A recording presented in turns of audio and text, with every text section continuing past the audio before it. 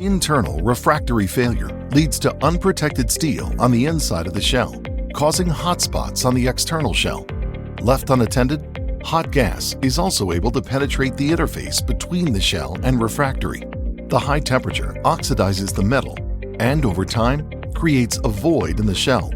Hot gas will continue to oxidize away the shell until the fired heater is brought down and repaired, losing production and profits. Before refractory repair begins, IGS confers with the client to verify that the heater has negative pressure and that all parameters are within safe operating limits. Hot-tek creates an access hole to the damaged refractory by removing a section of the heater's outer shell while maintaining constant radio communication with the control room. After the access hole is complete, any potential damaged refractory is removed.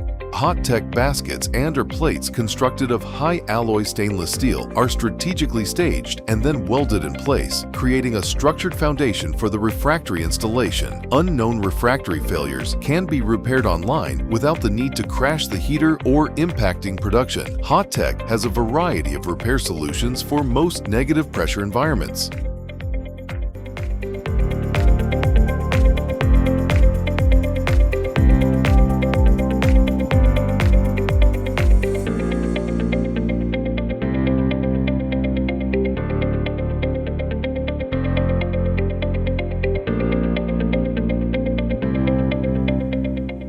Lightweight, castable refractory is introduced to fill the gap between the base of the installed baskets and the outer shell of the heater.